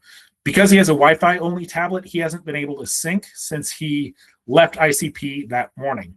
He updates the comments of drop point 40 in his offline area, noting that it's in the wrong location. Later on, at 18:35, user 2, our FOBS, returns to the ICP, connects his tablet to the Wi-Fi, and syncs his edit. User 1 syncs hoping to review new repair features in her division and notices that the drop point she edited this morning is back in its original location, even though there's a note saying that it is at the incorrect location. So in this scenario, user 2 synced his edits after user 1, meaning his edits were the last in, so they technically won, even though the result was making the data overall less accurate. So when we're looking at how we can avoid editing conflicts in scenarios like this, we have to think about a few things, like what would user 2 have seen had he been able to sync his device at noon that day, if he had had service and been able to sync that offline area? That the DP had been corrected. Yeah, exactly, Riley. So he would have seen that edit from user 1. He may not have even noticed there was anything ever wrong with drop point 40 had he been able to get that refresh. So what could have been done to avoid this editing conflict and the resulting data loss? This is a fairly conceptual question, but if you guys have experience with this, I'd certainly love to hear about kind of how you strategize about these sort of things. Everyone sync at once at EOS. That might work, but I think still technically you're going to have people sync faster than one another, and there's a definite advantage to syncing while you're out in the field during the middle of the day. But syncing is definitely a component. Syncing as often as you possibly can. Again, that's one of the good reasons to mark those internet access points where you do have really good cell phone service, just to make sure everyone can get to those in sync. If I had to use a single word to kind of sum up how you can try to avoid stuff like this, I would say it's communication. Communication between folks using field maps, planning ahead of time. It's very hard. Well, it's not necessarily hard for the situation unit to go back and fix this. Especially if user 1 sees that there's something amiss, you can get in touch with the SIT unit and let us know what would happen, which basically answers question 3 there. But communication between the division and the FOBS in this case ahead of time. So if you're this FOBS, you may want to go to division breakout and let them know that you're going to be working in their division that day and ask them, what they're comfortable with you editing, tell them what your assignment is that day, what you're going to be collecting, and maybe ask them, what you should do if you do notice that something is off, if they want you editing it or if they just want you communicating it. If you're division, You may want to kind of understand, communicate with the planning section about who's working in field maps, who might be working in field maps in your division, if it's the resource advisors, and just make sure that everybody is talking to one another about who's editing what. This may be true even within a division. I've certainly been on fires where we have multiple people within the division capturing the same features kind of multiple different times. That's not the, it's not the end of the world as far as we're concerned in the situation unit, but when we have a single person who's sort of the assigned data editor capturing things, and we know that we can kind of trust the edits coming in from that, and we're not getting kind of multiple versions of the same thing from multiple people, it certainly makes our approval process, our review process, and us getting that onto the incident maps a lot quicker. So communication is kind of the way to avoid situations like this. And then to answer that third question, who should you reach out to if you notice a situation like this on the fire you're assigned to? Certainly bring it up the chain of command to whoever your supervisor is, but have them, or work yourself to communicate to the planning section, to the situation unit leader. Let us know that this is happening. We can kind of help facilitate that communication between sections and between individuals if need be. If it's not happening, let people know that they need to talk to one another as they're capturing the data. And we can certainly fix and remedy issues like this. We can go back into backups that we've made and try to understand kind of who made what edit and how the conflict occurred. But again, that communication ahead of time is really going to help us avoid situations like this. Okay, so the last thing we're going to touch on today is the difference between downloading an offline map area and syncing our offline map areas. So when we download an offline map area, it creates a copy of the map and the map data as it exists at the time of download. That copy of the map includes all of the map settings, configurations, and data layers that are in that map at the time of download. And our settings and configurations are things like what we saw in the two maps we use today. So in our second map and our exercise 2 map, the Training Creek incident map, our incident name field got filled in automatically. That was a setting, that was a configuration that was specific to that second Training Creek incident map that was different from our IA map. The fact that the Wildland Fire polygon was editable in our IA map and not editable in the incident map, that was another setting that was different between those two maps. So that's what we mean by kind of settings and configurations. Syncing a map area, on the other hand, only syncs the copy of the map data associated with that offline area. So once again, we download that map area. We get a copy of the data that exists in that map area at the time. That copy is not static, though. When we sync, it sends any edits that we make in that map area back up to NIFC ArcGIS Online, to the National Incident Feature Service, and brings any changes down into the copy of our map data in that offline map area. So again, it's really like hitting the refresh button on that data without affecting anything to do with the map itself. So with that knowledge, I'm going to give you two scenarios. There are two answers here. One is sync, one is download. And I want you to tell me what you would do in each one of these scenarios. So scenario 1, you're told that the situation unit and air ops just added 3 new heliphones to the map data, but you're not seeing them in your offline map area. What should you do in this case? 50-50 on this one. So a download, that would get the new map data, but that wouldn't sync. Yeah, so this is an update to the map data itself. The 3 new heliphones got it added to the NIFS. And if you sync your offline map area, if you're not seeing them there, you sync your offline map area, they should come down and be part of that copy of the offline of the National Incident Feature Service that you have in your map area. So sync is the correct answer here. So scenario 2, the agency administrator wants fire crews to start marking where retardant has been dropped in retardant avoidance areas. The agency has supplied the situation unit with a retardant avoidance area GIS layer, which has been added to the incident mobile edit map. You're not seeing that layer in your offline map area. What should you do in this case? Download. Yeah, thank you, Katie. So because that layer was not part of the map when you initially downloaded your offline map area, even though it's been added to the online kind of live version of the map, it's not going to update automatically into your offline area. You're going to have to go in and download a new offline area that includes that new retardant avoidance area layer in order for you to be able to see that offline. Thank you, everybody.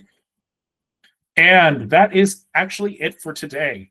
That is a wrap. So I'm going to actually kind of take these in reverse order here and start by letting you guys know that we are going to send you a copy of this additional resources page today that will include links to these resources. So we have some GeoOps YouTube channel links. So these are put up by the NWCG folks that manage the NIFC ArcGIS Online. So field maps overview, creating offline areas, data collection, and how to self-reset your multi-factor authentication for your NIFC ArcGIS Online account. We have a pocket guide for field maps in the NIFC ArcGIS Online, and some dated but still probably useful National Incident Feature Symbology posters. We have some information about the EPG, the Enterprise Geospatial Portal. So this is another online resource that gives you access to kind of a wider scope of geographic information related to Wildland Fire, kind of in addition to the National Incident Feature Service that we looked at today. This is the link for the NIFC ArcGIS Online Support Hub.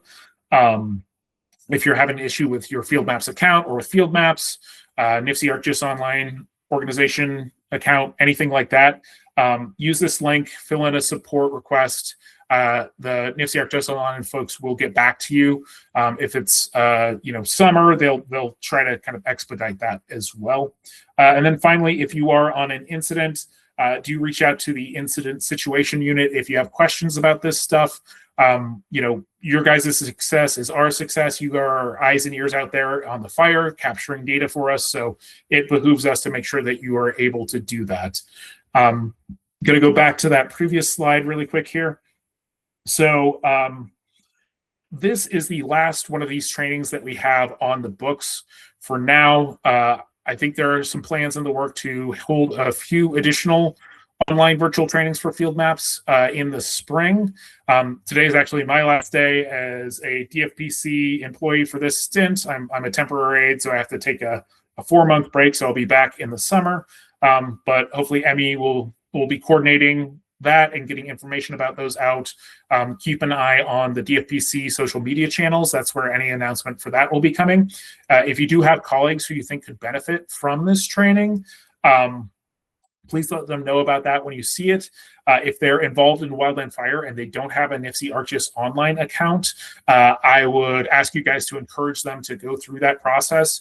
If they're setting up that account from an agency email or a fire agency email of any sort, they're just going to have that account made for them automatically. If they're a AD or somebody who's not setting it up from a fire email, they'll be asked to provide a qualification card just to indicate that they do have a need for the account. But again, having those accounts set up this time of year, having them ready to go in field maps is a huge benefit to both those people in terms of being able to see intelligence and to the situation unit. So we don't have to try to get them set up, get them access to the resources, get them trained during the middle of a running busy fire. It's a huge step. In that email we're going to send you, there's going to be a link to a post-training assessment that's really similar to the pre-training assessment. We just want to know how we did today in terms of helping you guys understand the content a little better. Any suggestions or comments you have, you're welcome to put them there or reach out to Emmy or I after the fact. And then finally, I will wrap up today by thanking you again for taking the time to train with us. We are really grateful to get your morning, to get you in this training, get you trained up, get you ready for field season. And, we hope we were successful in terms of making you more knowledgeable about all this, making you feel more comfortable with it.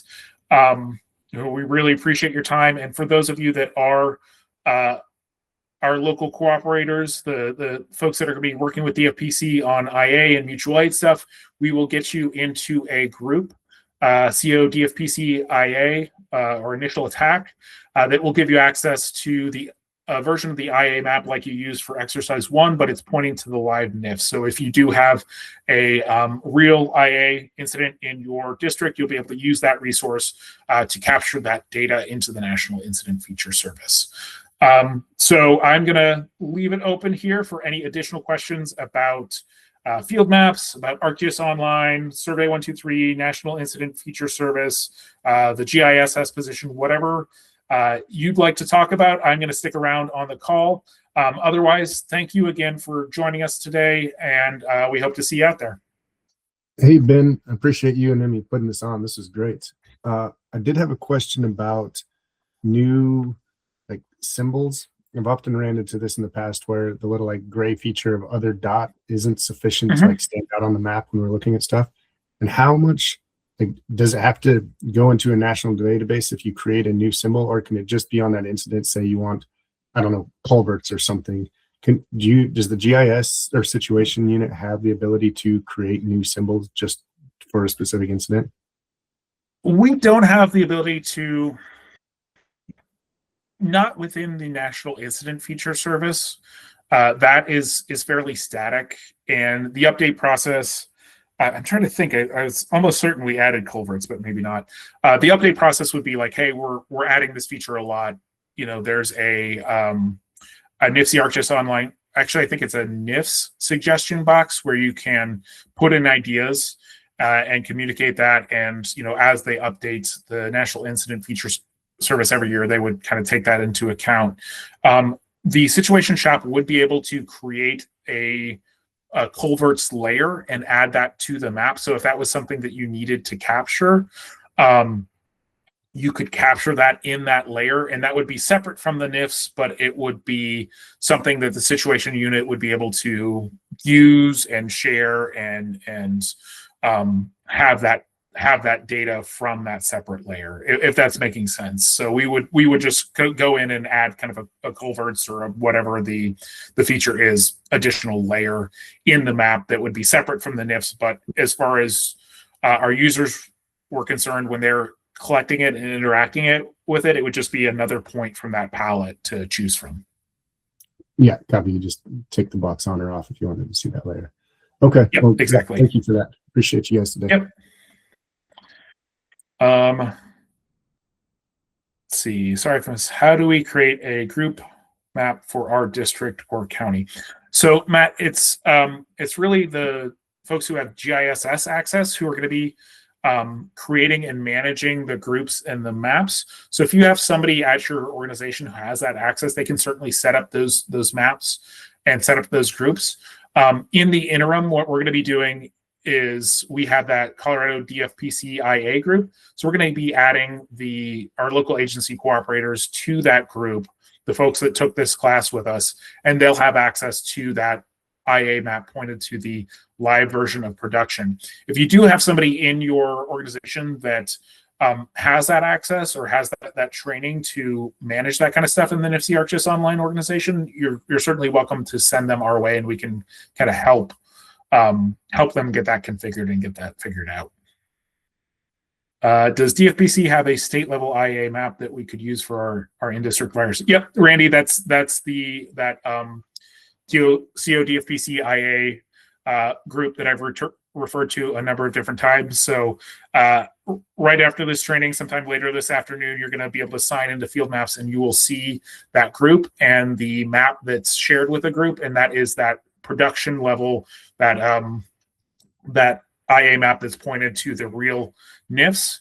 So we're kind of using this training as the stepping stone into that. So when our partners take this training, we can add them to that group and they'll have access to that resource. But that is the group in the map that we're using for kind of exactly what you're describing there.